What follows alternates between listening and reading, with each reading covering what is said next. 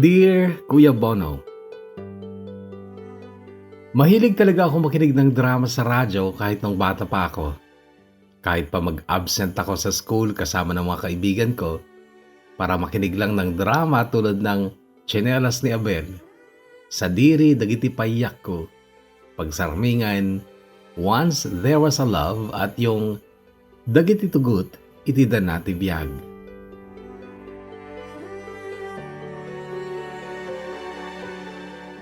Ako po si Gina, FBI, full-blooded Ifugao. Marahil ako ang kauna-unahang Ifugao na sumulat sa inyo. Sa kasalukuyan, ako ay 32 years old na at isang OFW dito sa gitnang silangan.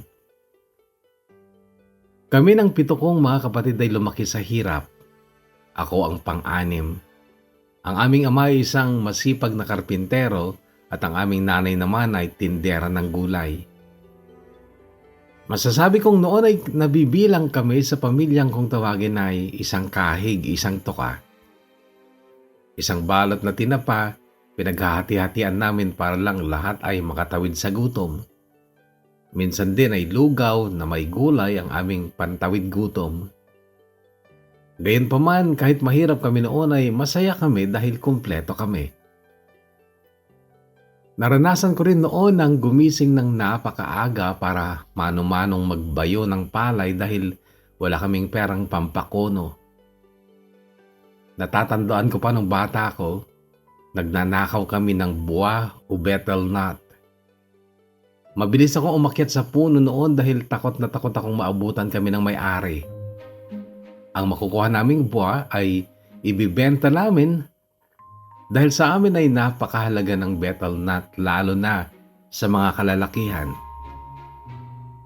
Naranasan ko rin noon ang pumasok sa eskwela na nakapaalang at kung minsan naman ay may tsinelas ka pero hindi magkapareho.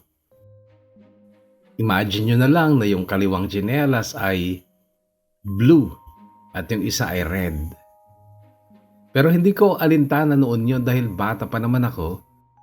At ang mahalaga lang ay hindi matinikan ang paa ko. Pero syempre hindi lang ako ang nakakaranas nun, Kuya Bono, kundi maging ang mga kapatid ko. Kaya nga hindi ko magawang magreklamo noon dahil hindi lang naman talaga ako ang apektado. Sa totoo lang, ngayon ko talaga lubos na nauunawaan ang paghihirap ng mga magulang ko noon. Pero wala silang magawa dahil kakarampot lang ang kanilang kinikita. Lalo na't napakarami naming mga anak nila. Kaya ang sabi ko sa sarili ko noon, never, as in never ako mag-aanak ng napakarami.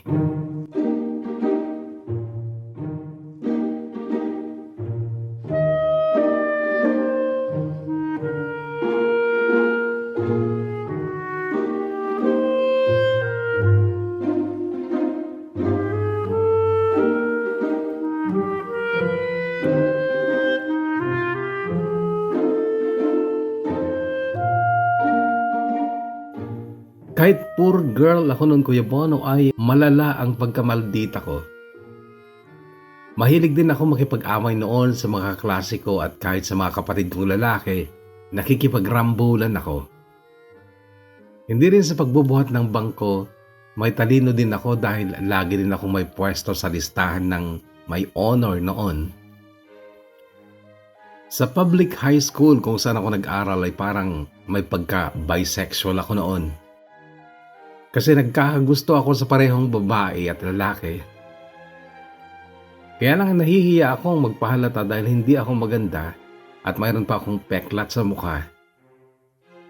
Nung baby daw kasi ako ay karga ako ng ate ko sa likod niya. Lumusot siya sa alambreng bakod at sumabit ang mukha ko. Ayun tuloy, di na nga ako maganda, nagkapeklat pa sa mukha. Pero ngayon, at least naiisip ko na may palatandaang ako to dahil sa peklat ko. Sikat tuloy ako.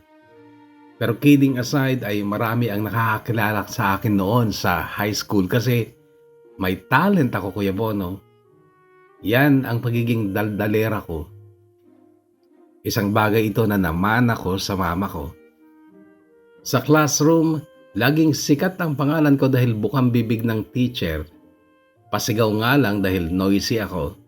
At maya-maya ay lumilipad na ang blackboard eraser papunta sa akin.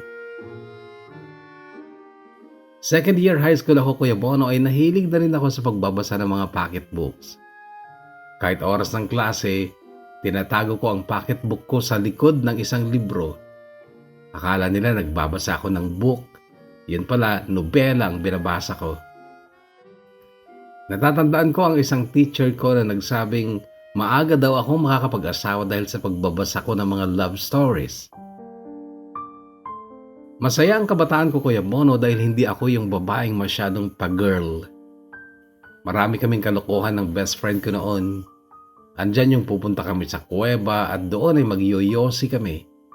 Minsan iinom din ng alak pero hindi naman yung inom na malalasing kami. Tikim-tikim lang kumbaga. Isa din sa trip namin ng best friend ko noon ang sumulat ng love letter tsaka namin ipapadala sa kaklase naming maganda. Nagpapanggap kaming lalaki at tuwang-tuwa kami dahil kilig na kilig sila kapag binabasa nila ang gawa-gawa naming sulat. Ganun din sa mga lalaking crush namin. Mas daring pa ang sulat namin pero hindi sila pumapatol, and that's one thing na iba kumpara sa panahon ngayon. I can say na good boy ang batang 90s, at least on my experience. Summer pagkatapos ko ng third year high school ay napasok akong waitress sa bayan ng Lagawe sa Ifugao din. Sinadya kong magtrabaho, Kuya Bono, para makaipon ng pambili man lang ng mga gamit ko sa eskwela sa darating na namang pasukan.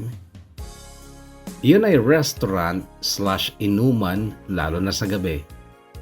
At doon ko nakilala ang lalaking kahit kailan ay hinding-hindi ko makakalimutan. Lipaten kanti ko nakngem saan Tana irwa makayat anay sang sangayan Ayat ang kinali kabumak Na ipaay mo puno ang pakaragsakan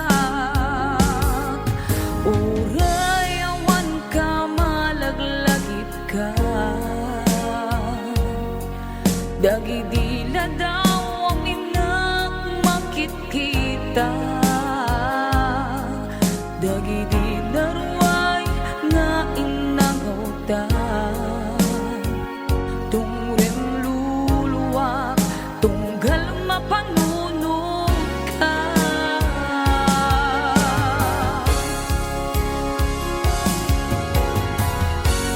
Ag nanayod ngay ipat patiken puno adungdungwen ka uray paino imanayo ka pimanaw kan adi nagpakada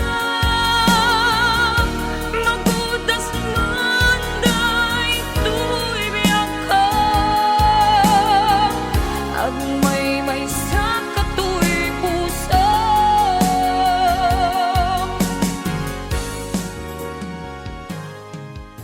16 years old pala ako noon, Kuya Bono, at hindi ko naman alam na mababa pala ang tingin ng iba sa trabahong pinasok ko.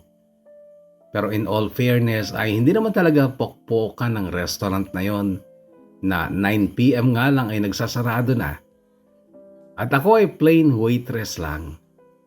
Taga-silbi at humaharap din ako sa table kung mga kaibigan ko ang mga iinom. Gayon pa man ay marami pa rin nakapuna sa akin at nagsabing bakit daw naroon ako, bata pa ako. Hindi ko sila pinapansin dahil alam ko sa sarili ko na hindi ako yung klase ng babaeng iniisip nila at ang layunin ko lang talaga ay kumita ng pera. May mga suki talaga doon na halos gabi-gabing umiinom.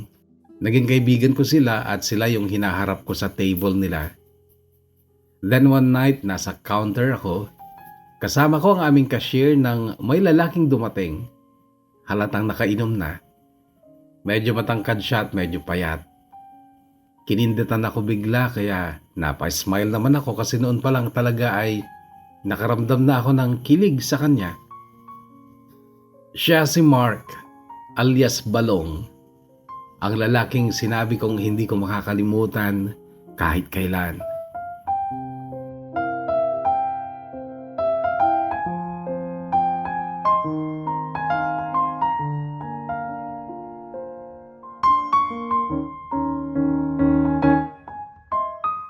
Kabarangay ni Balong si Ate Lynn nakatrabaho ko. Isang gabi, nag-text si Balong sa cellphone ni Ate Lynn at ako ang naka-receive. Lasing kasi si Ate Lynn nung gabing yon at nasabi ko yon kay Balong. Nasabi ko rin na nag-iisa ako sa kwarto namin. Ang sabi naman niya ay, gusto mo, samahan kita dyan para may katabi ka. Ewan ko kung may kalandian din talaga ako pero kinilig pa ako sa text niyang yon. Pero ang ginawa ko ay niligaw ko na lang ang usapan. Tinanong ko na lang kunwari kung bakit Balong ang pangalan niya. Ang sabi niya ay baby face daw kasi siya. Makaraan ng 2 buwan ko sa restaurant na yon sa Lagawi ay umuwi na ako sa amin kasi magpapasokan na at huling taon ko na yon sa high school. Lihim ako nagpapasalamat noon Kuya Bono kasi sa 2 buwan kong pagtatrabaho sa ganong klaseng lugar ay umuwi ako sa amin na virgin pa.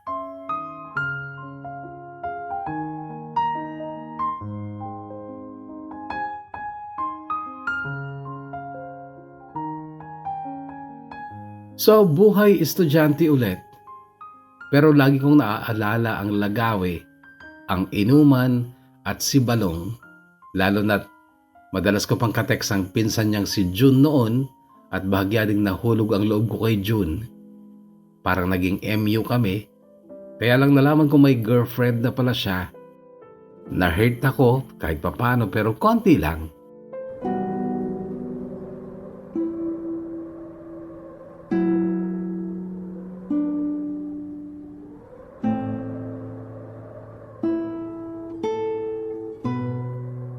August 2008, takip silim noon at ikinagulat kong makita si Balong na padaan sa harap ng bahay namin. Pupunta daw siya sa Lamay sa isang sitio sa amin para makisugal. Sabi ko, sasama ako sa kanya. Pero narinig ko ang papa ko at binulyawan ako. Bakit daw ako sasama?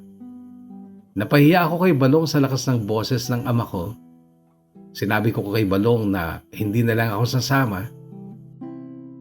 Nang hinayang ako Kuya Bono pero wala na rin akong nagawa, kundi ang asamin na sana may isang pagkakataon pa ulit na muli ko siyang makita at makasama.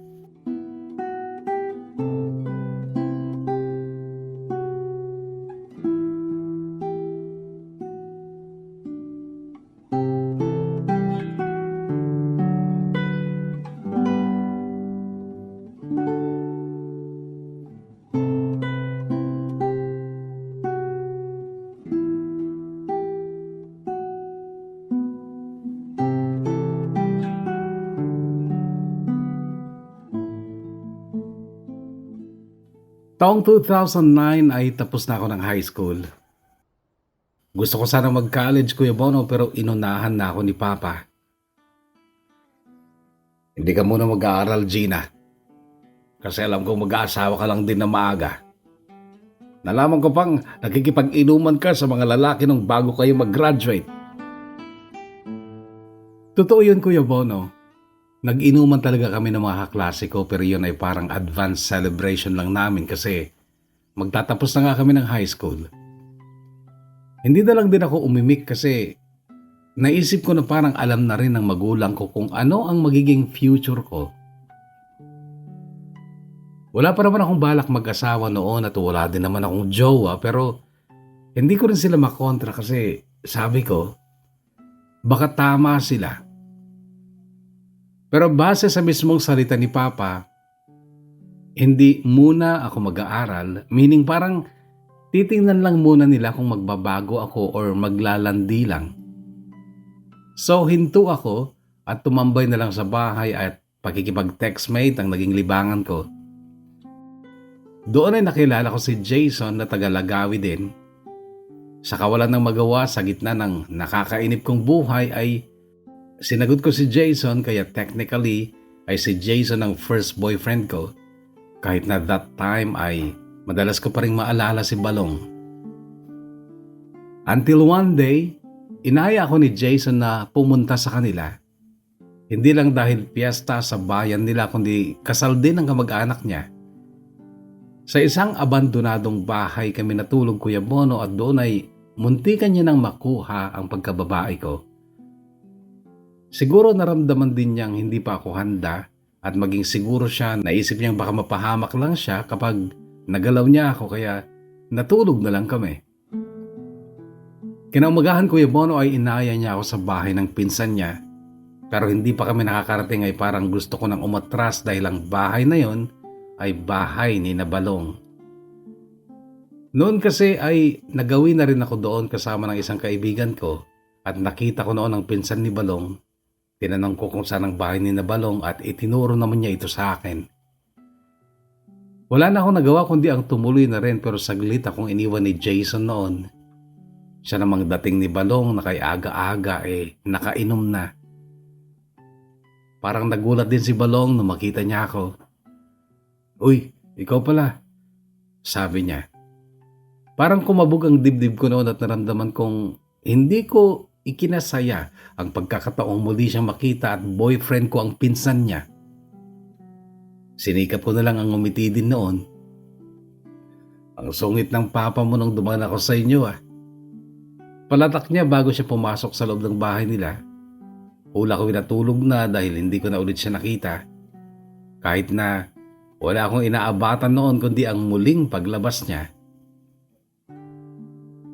Hindi ko pwedeng itanggi noon, Kuya Bono, sa sarili ko na kung meron mang isang lalaking gusto ko talagang maging boyfriend o jowa ay walang iba kundi siya, si Balong.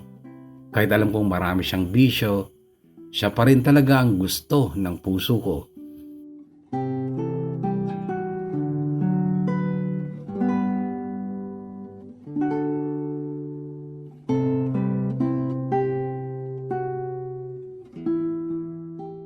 Makaraan ng isang buwan, nagpa siya akong mamasukan bilang kasambahay sa Nueva Vizcaya. Kami pa rin ni Jason noon, pero bigla siyang nag-text at sinabing mag-cool off daw muna kami. Cool off na paglaon ay break na rin kasi may iba na siya. Okay lang naman sa akin kasi hindi ko naman siya talaga ganun kamahal. Pasalamat pa nga ako at nagkahiwalay kami na hindi niya nakuha ang bataan. Months later ay nakilala ko naman si Lester sa text. Kalaunan ay siya ang naging pangalawa kong boyfriend. Nagkasundo kami magkita sa isang bayang nasasakupan ng Ifugao. Yun ang una naming pagkikita ni Lester. Uminom kami ng Red Horse noon, then nung gumabi na ay inaya niya akong sumama sa bahay ng uncle niya na siyang pinakikituluyan niya noon. Sumama ako kahit alam kong may balak siya. Hindi naman sa gusto ko na rin, pero sabi ko noon, bahala na. May nangyayari nga, Kuya Bono, pero hindi ko sure kung nakuha talaga ako ni Lester. Hindi ko rin sure kung naipasok niya lahat. Basta kasi nang maramdaman ko yung hapdi ay napasigaw ako at naitulak ko siya. Then nagpunta ako sa CR para maghugas at nakita ko ang bahid ng dugo. Alas 3 ng madaling araw ay dumating ang uncle ni Lester. Nakita siyempre kami at siguro yun ang dahilan kung bakit bigla na lang siyang pinag-impake at pinauwi sa kanilang lugar. Mula noon ay hindi na kami nagkita ni Lester at ngayon ay pinipintasan ko ang sarili ko sa mga kagagahan ko noon. Wini-wish ko, Kuya Bono, na sana ay hindi yun magawa ng mga anak ko.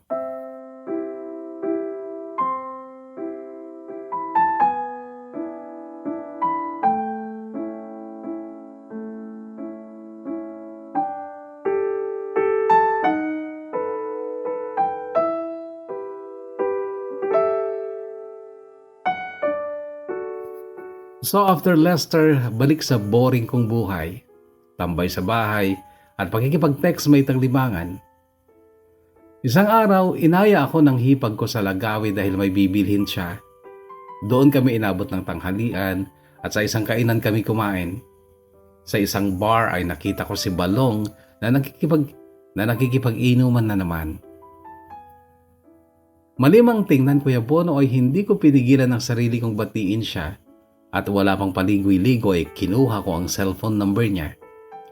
Nasabi ko rin sa kanya na baka sa susunod na buwan ay babalik ako ng Lagawi para magtrabaho ulit sa isang restaurant.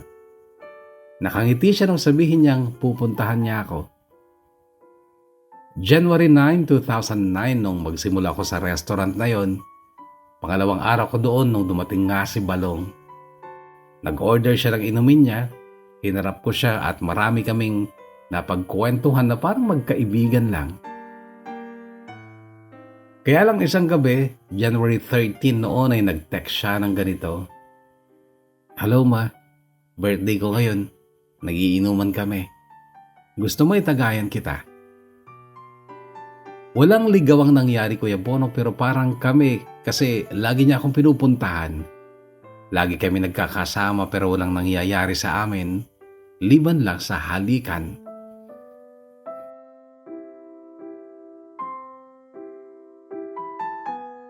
Hanggang sa sumapit ang buwan ng Marso 2009, noon ko na ibinigay sa kanya ang bataan. Sobrang sakit at hapdi at dumugo pa rin kaya't parang hindi talaga ako nakuha ni Lester noon. At masasabi kong si Balong talaga ang nakauna sa akin. At masaya ako doon kasi mahal ko ang lalaking nagtagumpay na kubkubin ang kaharian ko.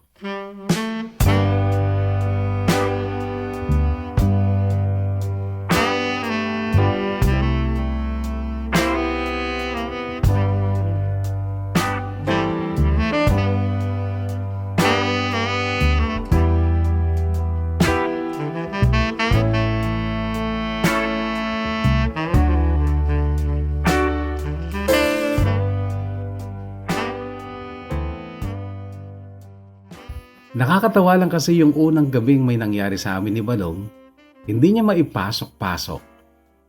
Nabali pa ang paa ng katre, tawa ko ng tawa, at dahil sa pagkasira ng katre, tingin niyo ba itutuloy pa namin? Oo naman, sa sahig nga lang.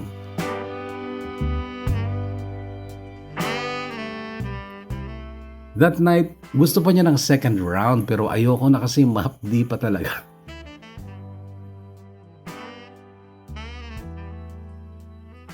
Kaya lang ng mga sumunod pang araw ay natuloy at natuloy din. Sabi ko noon, parang tinatapon ko na ang buhay ko dahil kay Balong. Ang layunin ko talaga dapat noon, Kuya Bono, ay patunayan sa papa ko na magtitino ako. At kaya ako nagtatrabaho ay para makaipon ng perang pandagdag kung pag-aaralin niya ako sa kolehiyo. Kaso nga iba ang nangyari dahil naglalandi lang ako. Kaya para ko na rin pinatunayan sa papa ko na tama siya sa pagpapahinto niya sa akin sa pag-aaral. Tama siya sa sinabi niyang mag-aasawa lang din ako ng maaga. That time, Kuya Bono, kasi ay 18 anyos pa lang ako.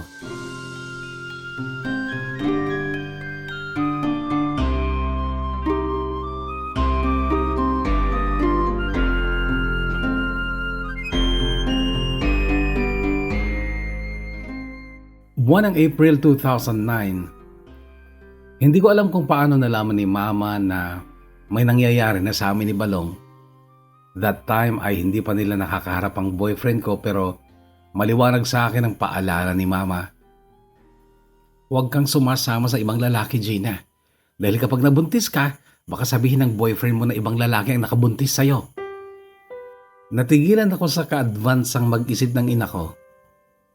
Ma, hindi ako buntis. Sagot ko noon. Pero katapusan lang din ng buwan na yon ay hindi ako dinatnan. Napansin ko rin na lagi na akong inaantok. Napagtanto ko na tama ang hinuha ng mama ko.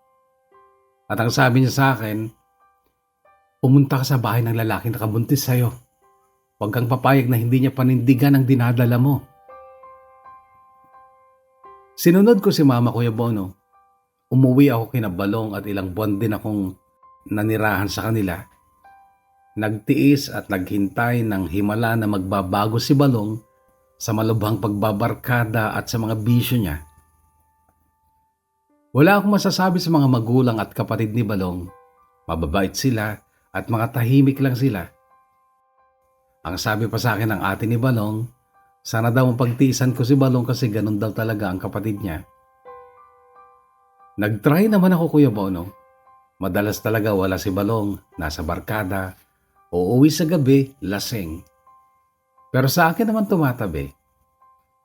Hindi ko rin siya makontra o mapagsabihan man lang, Kuya Bono, dahil parang wala pa akong karapatang paghimasukan ng buhay niya. Nabuntis lang niya ako, pero hindi pa pinakakasalan. Magalang ako nagpaalam sa mga magulang ni Balong na uuwi muna ako sa amin kahit na alam kong galit na galit sa akin ang papa ko. Mula nung malaman niyang buntis ako ay hindi niya na ako kinakausap. Nasa amin ako nung dumating ang mama ni Balong para makipag-engagement sana. Pero yon ay hindi natuloy dahil hindi engagement ang gusto ng pamilya ko kundi kasal. Kaya lang wala ding magawa ang mama ni Balong kasi alam namin na hindi gusto ni Balong ang pakasalan ako. Wala kang makikitang senyales kay Balong na gusto niya ng mag-asawa. Sa halip sana nabawasan ng barkada o paglalasing niya, hindi. Sa halip, mas dumadalas pa, mas lumalala pa. So ano pang gagawin kundi ang magsisi na lang at mag-i-emote, magdadrama, umiyak na mag-isa? Mahal na mahal ko si Balong, Kuya Bono, at gusto ko noon ay parati ko sana siyang katabi, kasama. At kahit pa katangahang masasabi ay umuwi ulit ako sa bahay nila at umasa ulit na magbabago si Balong at gigising ako isang araw na may kasiguraduhan na kami talaga ay magiging mag-asawa. Pero yun ay hindi nangyari. Lalo pang lumabo ang lahat nung sumapit ang buwan ng October. 7 months na ang tiyan ko noong masangkot si Balong sa gulo sa videoke bar. Isang babae sa bar ang nagsumbong sa pulis na nakitaan daw niya ng baril. Si Balong, kalibre 38 na nakasukbit sa bewang niya. Nag-inspeksyon ng mga pulis at nakita ang baril ni Balong sa tricycle ng kaibigan niya. Hanggang sa isang araw ay may mga pulis na dumating, may dala silang warrant of arrest para kay Balong.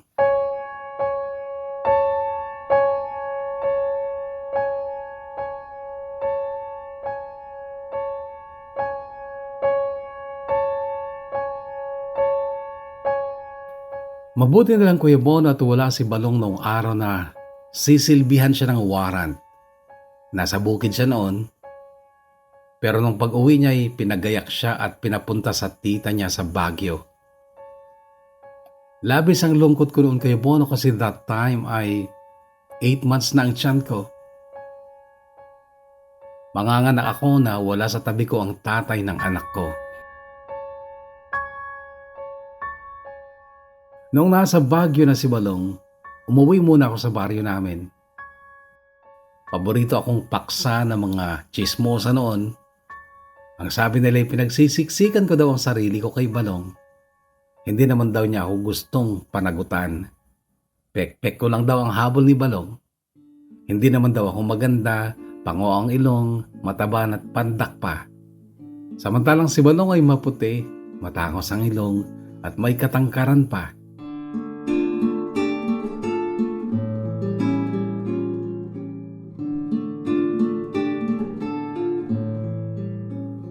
December 2010, noong ako ay manganak, Kuya Bono, nasa Baguio pa rin noon si Balong. Nasa ospital pa ako nung mag-text ako sa tita niya kung saan siya nakikitira. Ipinamalita ko lang na babae ang anak namin ni Balong. Si Balong ang nag-reply, Kuya Bono, at ang eksaktong text niya ay ganito lang: "Alagaan mo ang anak mo." Hindi ko napigilan ng mapaluha noon. Ang hirap-hirap manganak, pero yun lang ang sinabi niya sa text. Yung bata lang ang inalala niya Paano naman ako?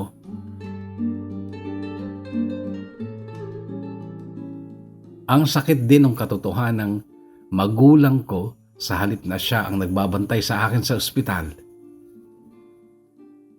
Noon ko napatunayan, Kuya Bono, na mahal ako ng magulang ko kahit na wala halos akong mabuting idinulot sa kanila. Mahalaga ako sa kanila, lalo na sa papa ko na nagdesisyon pang magpasesaryan na lang ako kahit na malaki ang gagastusin nila kasi awang-awa siya sa akin nung nagli-labor ako. Isinalang na ako noon sa operating room, Kuya Bono. Masi-CS na talaga ako pero bigla na lang humilab ang tiyan ko. Ang sabi ng doktor, sige, ere mo. Ere pa.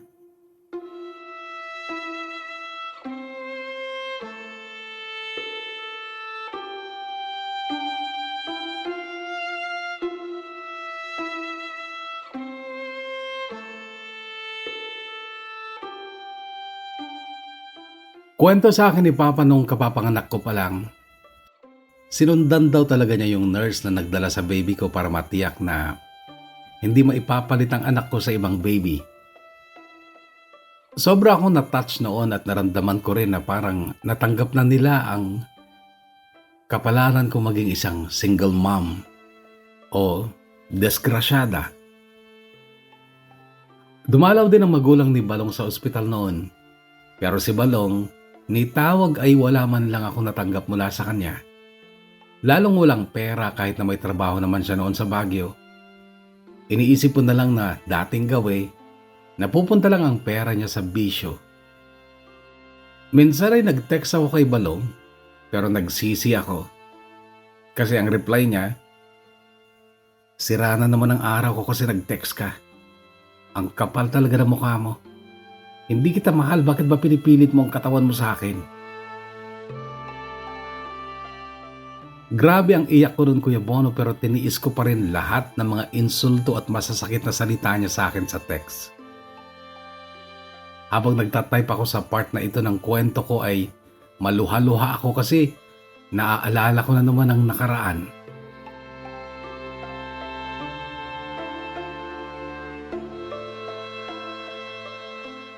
Hanggang sa isang araw na umuwi siya sa bahay nila at ayun, dali-dali kaming pumunta ng baby ko sa kanila.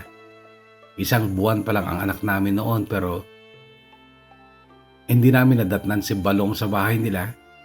Bumalik na daw kasi ito ng Baguio. Grabe na naman ang lungkot ko noon, Kuya Bono, pero wala akong magawa. Siguro ayaw niya talaga sa amin kasi kung talagang mahal niya kami, pupuntahan niya kami sa bahay namin.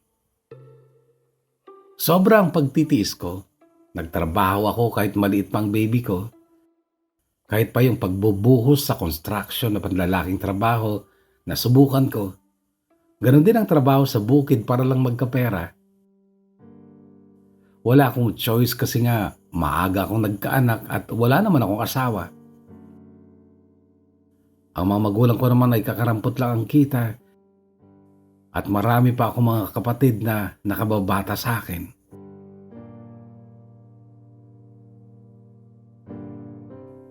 August 2011 nabalitaan ko na umuwi ulit si Balong galing ng Baguio.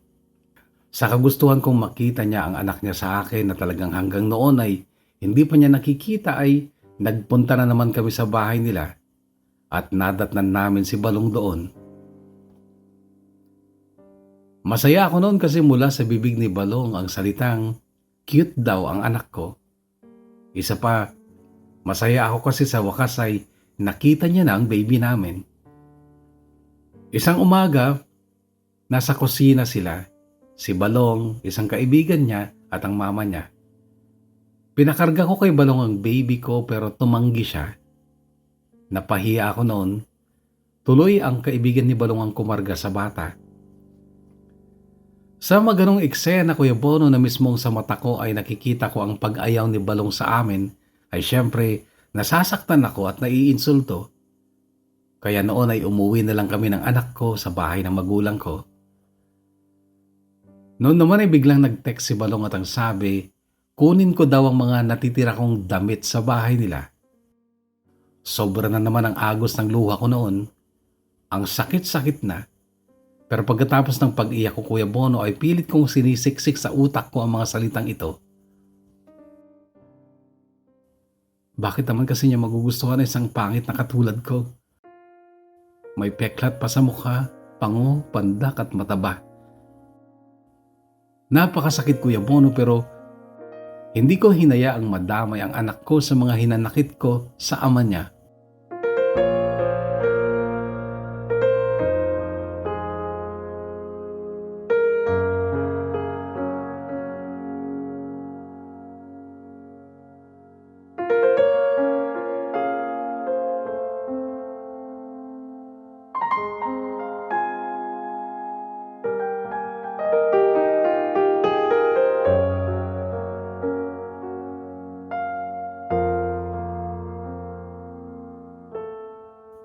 December 2011, mag-iisang taon na ang anak ko, Kuya Bono. Alam ko na umuwi si Balong kasi Christmas kaya pumunta ulit kami sa bahay nila at nadatnan ko siya doon pero para kaming hangin lang. No pansin siya. Pero dati pa ay may plano na ako na pupunta kami ng anak ko sa Baguio para mamasyal. May kaibigan akong susundo sa amin. Hindi alam ni Balong ang tungkol sa plano kong pagpunta sa Baguio. Sa Baguio ay namasyal din kami sa bahay ng tita ni Balong kung saan siya noon nakitira. Mabait naman ang tita niya pero tinawagan pala niya si Balong. Nalaman ko ito dahil nag-text si Balong sa akin ng ganito. Walang hiya ka talaga. Ang kapal na mukha mo. Pumunta ka pa sa tita ko.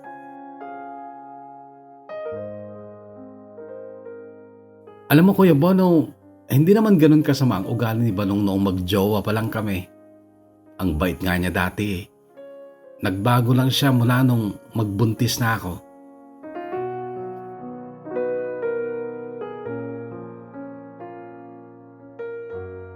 Katapusan ng December nung bumalik kami ng Ifugao, diretso kami sa bahay ni Balong pero sa salas siya natutulog kasi kami ng anak ko sa kwarto. Nakakasama ng loob yun, Kuya Bono, nakakainsulto. Pero nagulat ako nung gabi ng December 31, biglang pumasok si Balong sa kwarto at kinubabaw ako. E di ayun, may nangyari. Nauna pa siyang nagpaputok kesa sa oras ng pagsalubong sa bagong taon. Bumigay talaga ako nun, Kuya Bono. Ikaw ba naman yung mahigit isang taong walang dilig? Sabik na sabik din ako sa kanya kahit alam kong may ibang babae siya. Nakita ko ang cellphone niya. Ang dami niyang ka-chat na babae. Ang sakit isipin na hindi man lang siya nakakapagbigay sa anak namin pero sa ibang babae ay gumagastos siya. Hanggang ngayon, Kuya Bono, ang sakit pa rin kapag naiisip ko yon.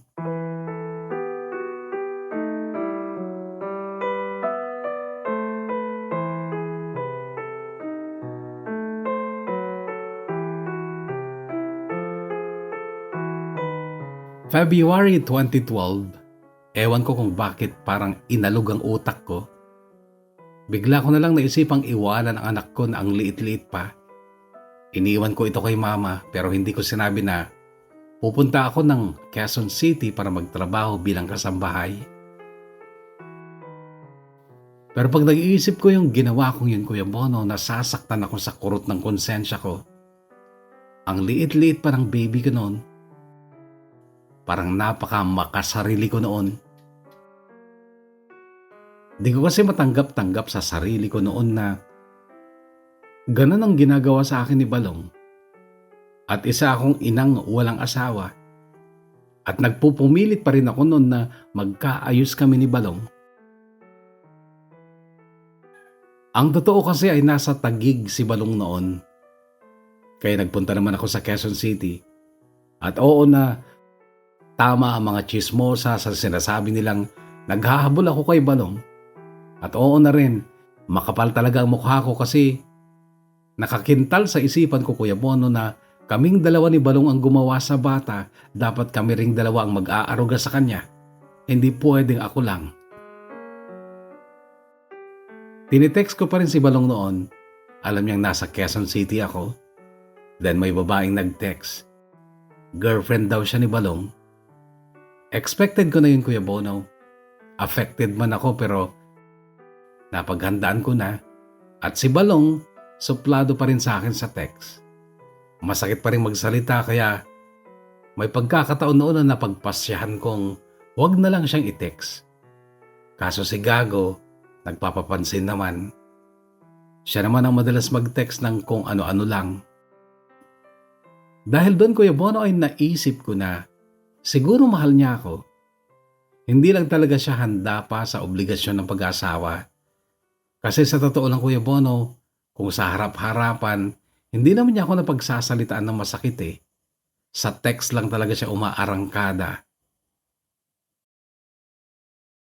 Hindi ko sure kung tama ako noon sa sapantaha kong yon. Pero para akong nabubuhay ng pag-asa noon na mahal talaga ako ni Balong.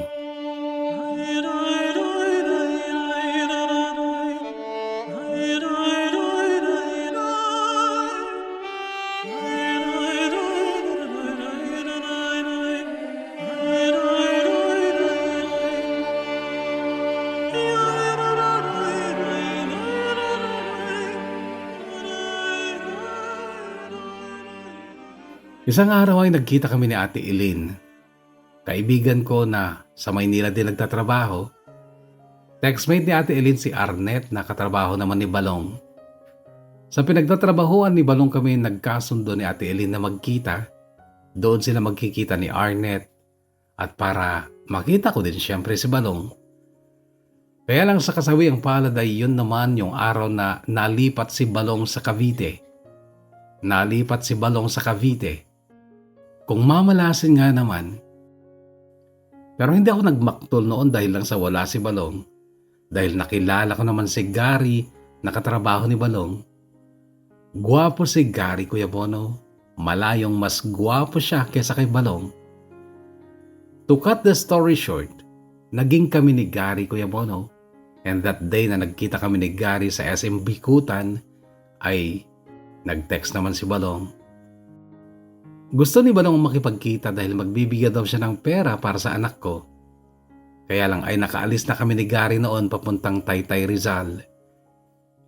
Hinayaan ko na lang na magpunta pa rin si Balong sa SM Bikutan para kakong maranasan din niya ang magmukhang tanga. Sinabi ko sa kanya sa text na kasama ko si Gary. Ang sabi niya, lolokohin ka lang yan. Ang reply ko naman sa kanya ay, okay lang, bahala na. Sanay naman akong maloko eh.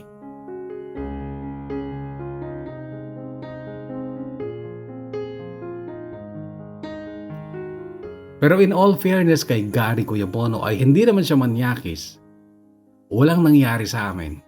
Kahit na kiss, wala. Taliwas ito sa paniniwala ni Balong. May nangyari sa amin ni Gary. Pero I swear to God, wala talaga. Gayon pa man na hindi pa rin naman kami nagtagal ni Gary. Nung umuwi ako ng probinsya, okay na ulit kami ni Balong that time. I mean, hindi na kami magkaaway. Sa bahay nila kami tumira ng anak ko at akala ko noon ay simula na yon ng tuluyan naming pagkakasundo ni Balong. Pero nagkamali ako. Dahil may babaeng nagkakagusto sa kanya, pinatulan naman niya kaya ako, sawi na naman. Nga ulit sa pag-asang magiging akin na lang si Balong. At noon na ako nagdesisyon, Kuya Bono, na tama na nga. Tama na ang pagiging tanga sa pag-ibig ko kay Balong.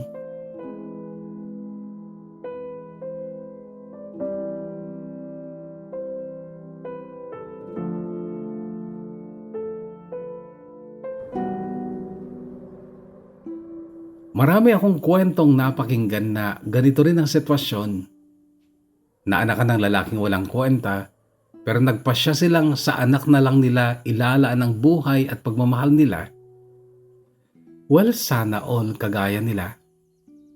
Ako kasi hindi, Kuya Bono.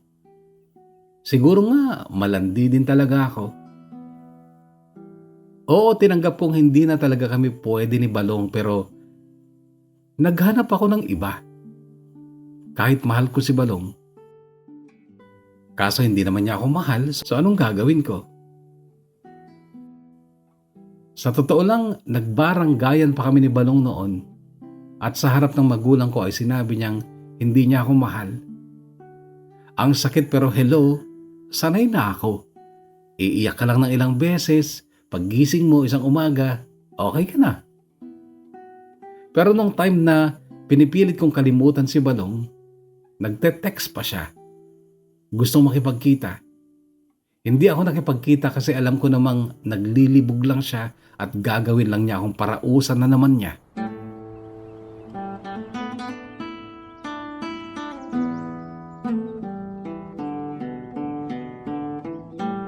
So nakatagpo naman ako ng iba. At sige, kahit husgahan niyo ako, go. Aminado naman akong marupok ako noon. February 2013 nung makilala ko ang lalaking yon.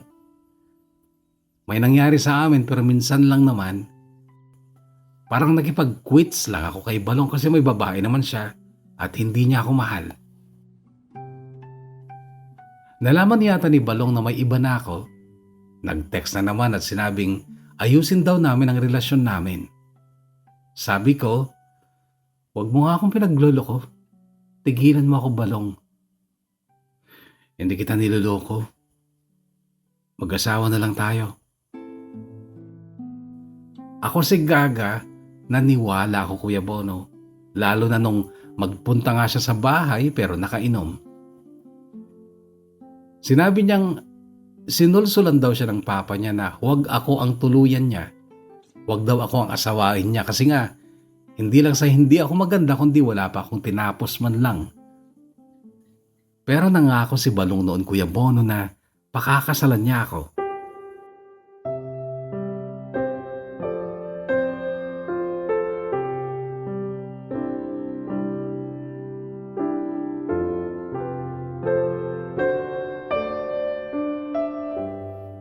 June 2013, pumunta ako ng Baguio at si Balong naman ay pumunta sa Apayao para magmina ng ginto. LDR pa rin kami pero at least may communication pa rin. During those times ay nakadalawang beses siyang umakyat ng Baguio at sinulit namin ang bawat pagkakataong magkasama kami.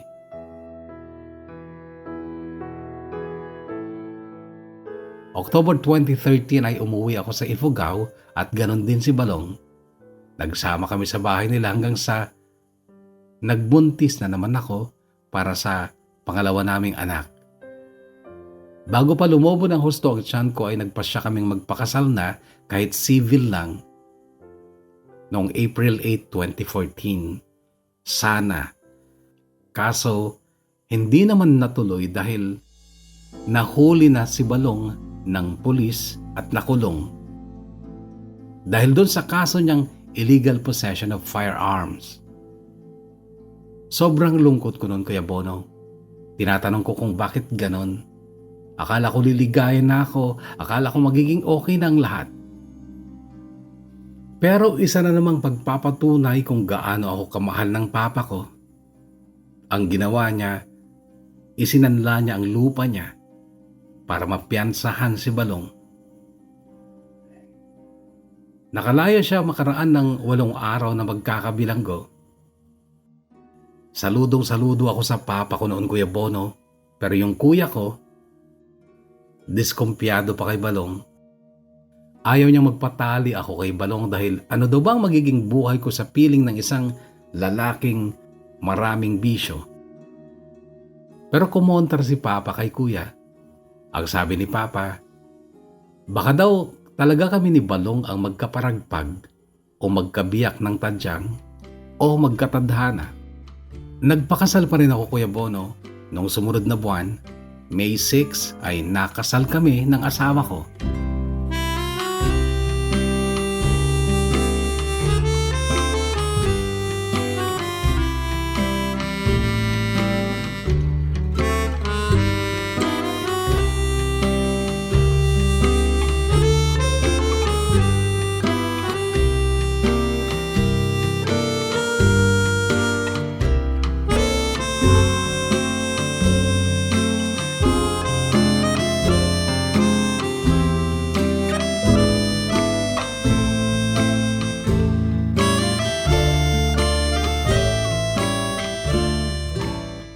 Tinanong ko si Balong kung bakit niya ako binalikan at pinakasalan. Ang sabi niya ay, na-realize daw niya na ayaw niyang mapunta ako sa iba. Mahal mo pala ako, ang dami mong drama. Sabi ko, sorry na. Nagpadala ako sa sulsul ng iba.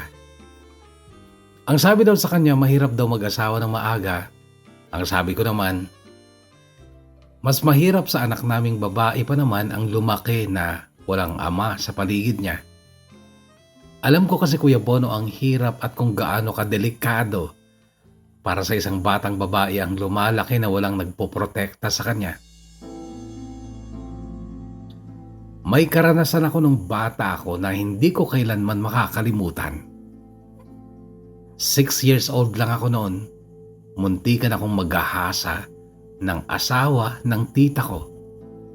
Hinubaran na ako. Inilabas niya ang manoy niya pero wala akong imik kasi hindi ko naiintindihan yung nangyayari kasi nga wala pa akong muwang noon. Pero ngayon ay naiisip ko at nagpapasalamat na hindi yun nangyari. Pinitik siguro ng Diyos ang tito ko kaya hindi niya tinuloy ang masamang balak niya.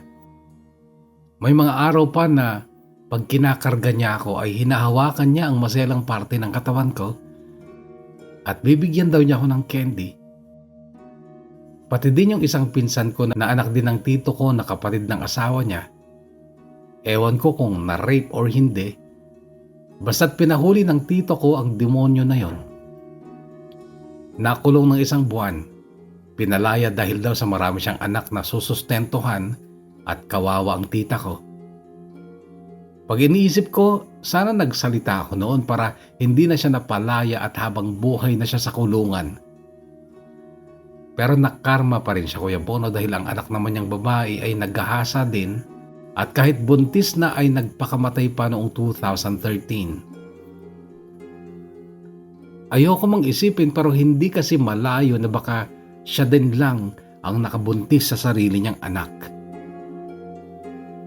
Sobra kong kinasusuklaman ang asawang yun ng tita ko Kuya Bono. Noong 22 years old ako, tumawag siya sa akin gamit ang cellphone ng anak niya. Pinagmumura ko siya. Sana mamatay ka na ngayon. Akala mo ba nalimutan ko na yung ginawa mo sa akin ng bata ako? Buwisit ka sa buhay. Isa kang animal, putak ina mo. Alam mo ang sagot niya Kuya Bono? Wala. Tumawa lang siya. Paglipas ng 1 buwan, nabalitaan ko na lang na nagpatiwakal siya. 1 linggo makaraan ng libing ng anak niyang nagpakamatay din.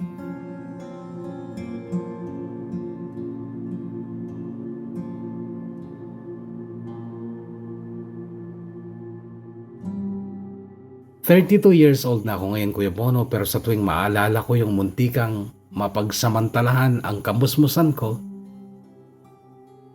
nangingilabot pa rin ako.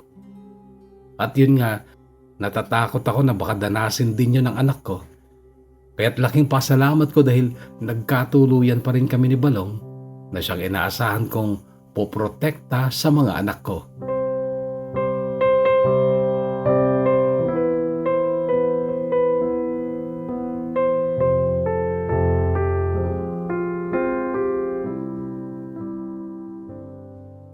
Sa ngayon Kuya Bono ay nagsipag-asawa na kaming lahat na magkakapatid. Sa awa ng Diyos ay may 2 akong kapatid na nagsipagtapos ng college. Yung bunso namin ay isang pulis Maynila at yung sinandan ko ay nagtatrabaho naman sa isang munisipyo. Pero ngayon lang 2023 ay nakapasa sa NAPOLCOM examination at sana ipala rin din siyang maging pulis. Shout out sa mga kapitbahay namin nagsabi noon na walang anak ang mama at papa ko na makakatapos ng college. Hello sa inyo. At pakinamnam ito. Nasa Diyos ang pagpapala at nararapat sa Diyos ang pagpupuri at pasasalamat. Kami naman ni Balong ay nabiyayaan ng 3 anak. 12 anyos na ang panganay namin, 9-year-old yung sumunod at 4 na taong gulang naman ang aming bunso. Hindi perfect ang pagsasama namin ni Balong kasi nga umiinom pa rin siya. But at least, mabait naman siya at responsable din. November 2021 nung mag-flight ako papunta dito sa Jeddah, Kingdom of Saudi Arabia. Kaya lang 2 months pa lang ako dito ay pumanaw ang aming ina. Sobrang iyak ko noon dahil hindi ko man lang siya nakita. Iniisip ko kasi noon ang utang kong umabot ng 100,000 pesos. Nagdasal na lang ako noon na sana mapatawad ako ng aking ina. Pero para sa akin, parang buhay pa ang mama ko kasi lagi siyang nagpapakita sa panaginip ko. Ang dami kong pinagdaanan dito sa Saudi, Kuya Bono. 7 months pa lang ako sa una kong amo. Umalis ako doon kasi puro sigaw ang madam, pati ang mga anak niya. Dagdag pa ang amo kong lalaki na may pagkamanyakis. Ilang beses din niya akong inalok na bigyan daw ako ng pera basta pagbigyan ko daw siya. Meron pa yung isang beses na pinatawag niya ako doon sa may rest house niya. Sinara niya yung pinto, pinatay ang ilaw at tinanong kung gusto ko daw ba. Mabuti na lang at sinundan ako ng anak niyang 7 years old lang noon kaya nakalabas din ako kaagad. Nagpalipat ako sa ibang amo at eto, okay naman. And by next year, Kuya Bono, ay matatapos na ang kontrata ko. Sa awa ng Diyos ay may bungalow kaming malapit na ring matapos. Kasi 6 na beses kami dati na palipat-lipat ng bahay at nakikibahay lang. Para sa akin, pag mahal ka talaga ng isang tao, babalikan ka. Kahit sinabi ng mga tao na hinahabol-habol ko siya, tinigilan ko nga siya pero siya na ang lumapit at di na muling nagloko at napatunayan ito ng asawa ko. Never ko siyang nabisto na nambabae ulit siya sa 9 na taon naming pagsasama bilang mag-asawa. Sana Kuya Bono ay mabasa mo rin itong kwento kong 6 na araw at gabi kong sinusulat. Hangad ko rin magsilbing aral ito lalo na sa mga kabataang ang akala ay masarap mag-asawa ng maaga. Sa mga nakakakilala sa akin kung maririnig nyo ang aking kwento, lalo na doon sa nanghuhusga sa akin at nagsasabing marami akong lalaki, matakot ka sana sa Diyos. Mabuti pa, magpadala ka rin ng totoo mong kwento para mapakinggan namin. Hanggang dito na lang Kuya Bono at maraming salamat. Gumagalang, Gina ng Jeddah, Saudi Arabia.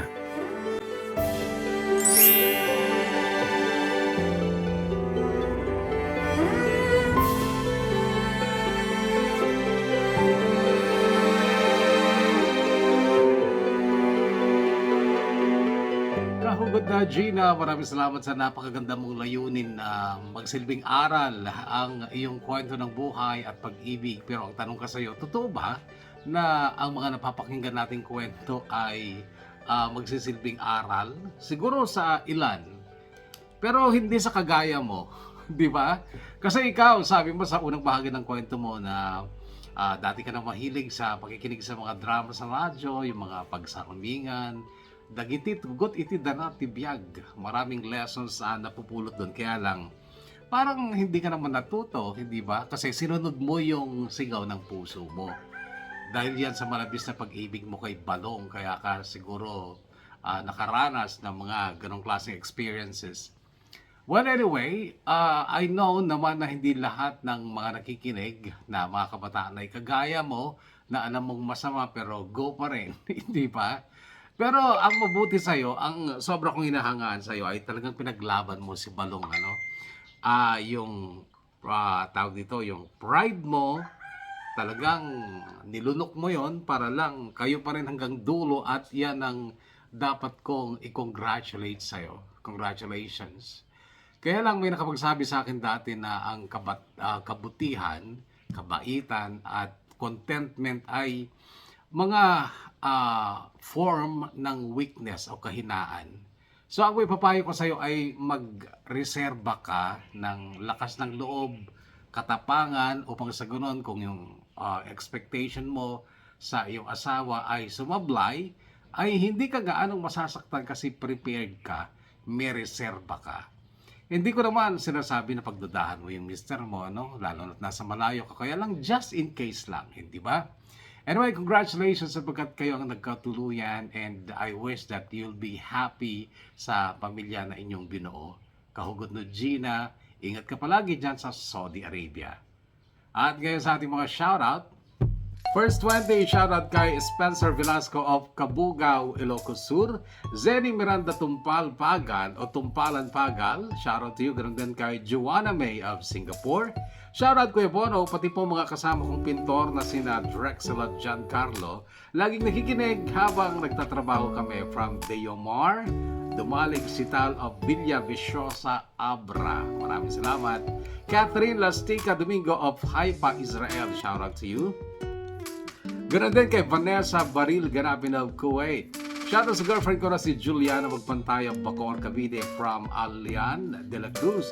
Pa-shoutout ko yung Bono sa mga avid listeners here in Hong Kong, Jeff Shane, Asheron, Crystal Baluwag, Karen Sapphire Kimaw, Kapuyan, Encolyado Asuncion, Marichelle from Mia Rufino Baluwang, Olaw. Pete Di Palangi, ay si Sir Peter ito yung nag-send ng kwento na taga-abra din. Shout out to you and congratulations sa good news na pinarating mo sa amin about your roads na matapos ng makoncrete lahat at yung piso net. Congratulations. I'm really happy for that. De La Rosa family, shout out po sa inyo ng Baksayan, Santa Cruz, Ilocos Sur at kay Mama Sel ng Tagudin, Ilocos Sur from Yel Noye Jan of Hong Kong. Win Velasco of Budtulapayaw, shout out to you. Ganun din kay Aisha Shamaya Desire. Aseng Soriano Palatao, shout out to you. Ganun din kay Hazel May Sonyo of Pangasinan. Rahima Sanday Budi of Jubil, Saudi Arabia. Guevero family of Iloilo City mula kay Joel Guevero. Maraming salamat. Lizelle Pizarro Vergara of Bacolod, Alcala, shout out to you. And shout out sa misis kong si April Jane from Eric ng Saudi Arabia. Nilaj Neston Hearts DS Abido of Davao sa shout out sa Abido family of Palayag, Amulong, Cagayan. June Catrice of Saudi Arabia, shout out to you. Ganun din kay Nati Caballero. Lilibet Balinsat Sabado of Minagbag, Quezon, Isabela. Jovito Javien, shout out to you. Ganun din kay Moises de la Cruz. My friends and family, Shanzon of Delphin Albano, Isabela. My cousin Eliza Joy Tabing and her family from Reggie Palarcio of Shaitin, Hong Kong. Saan tama ko? Regina lang of Shatin, Hong Kong. Yan na muna. Maraming salamat, Kahugot, sa paglalaan ng oras sa ating programa. Stay healthy, Kahugot. Stay safe and God bless us all.